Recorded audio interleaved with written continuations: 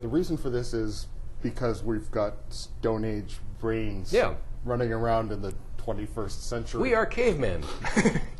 We are cavemen in a really profound way. The way to look at it is this. We live in a world today which we think of as being perfectly normal. From the perspective of the species, it's not normal. It's radically transformed. The Homo sapiens has existed for about 250,000 years, and in virtually all of that time, we lived as nomadic hunter-gatherers in bands of perhaps 20 or 30 people. And that's the environment which shaped, which forged our minds as they currently exist. The purpose of terrorism is to terrify, and it does that very well. If you look at the various mechanisms that the unconscious mind uses to process risk, terrorism presses every single one of those buttons, and that, particularly the attacks of September 11th, it was utterly predictable that the fear measure was just going to go off the scale, and it did. And it was also predictable that people would fear flying. This started in airports. It started with jets. Stay away from airports. Stay away from that jet. You could die, right? That's what your unconscious mind tells you. Well, what does your conscious mind tell you? Well, if the conscious mind bothers to dig into the information, the conscious mind would discover that flying is a lot safer than driving, that flying, in fact, is so safe that if there had been a wave of terrorist hijackings after September 11th, flying still would have been far safer than driving.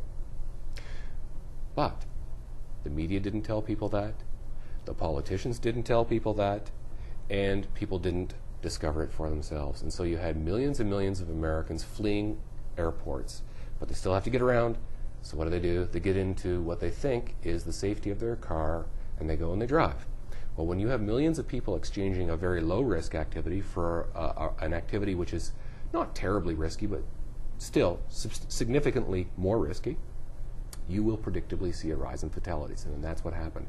One German researcher crunched the numbers and came up with an estimated toll of 1,595 Americans who lost their lives as a direct result of irrational fear convincing them to abandon air travel in favor of cars. Part of the problem is that that we're kind of wired to like stories and like unusual stories. Yeah. Conflict between people. There are many reasons why storytelling, many hypotheses about why storytelling is hardwired, about its evolutionary advantage. But, the most important is simply this. In that ancient environment, your survival didn't just depend on avoiding the lions in the long grass. Your survival and your reproduction, which is, of course, the hallmark of evolutionary success, your survival and your reproduction depended on your prospering within the group. And to prosper within the group, you had to understand people, and you had to understand conflict. You had to understand, if I do this, will that cause Og, my fellow band member, to crush my skull? And if you didn't understand that, you ended up with a crushed skull. And if you did understand that, you survived and reproduced. So we are riveted to stories about people in conflict. There's been an argument that that we're now ruled by fear, especially south of the border. I don't see how we can get out of it. How can we possibly detach or get, because the head can't overrule the gut to a limited degree. Yep. No, at any point on any decision, the head, the conscious mind can overrule the gut, the unconscious mind. Because you can't handle, even we're hardwired to be afraid of snakes. Some people love them. Yep. But that's because they developed it. They developed that feeling. So we can go there. We are not slaves of our intuitions. Completely. If we're aware of it. And awareness is the beginning. Understand the psychology. I'll give you a personal example. Me, I have young children. And when I let my children out and they're in the park and they disappear, I have the same twinge in my gut that every other parent has. And I say to myself, shut up. My conscious mind understands. I've done the research, I know the facts, I know where that intuition is coming from, I know that intuition is wrong, I overrule it. It can be done. And the other essential point is this.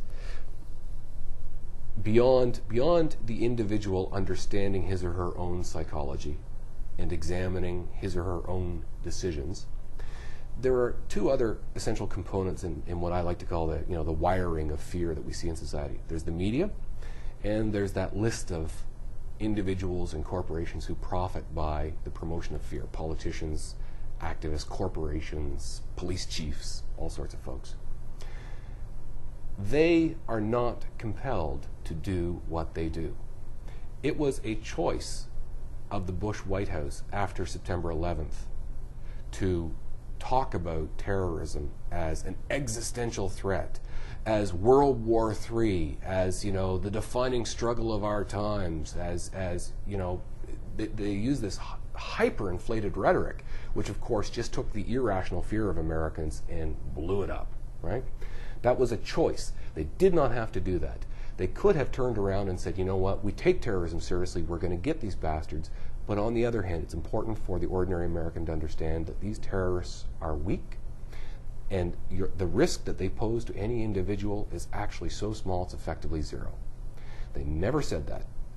We have to be prepared to engage in effectively a struggle.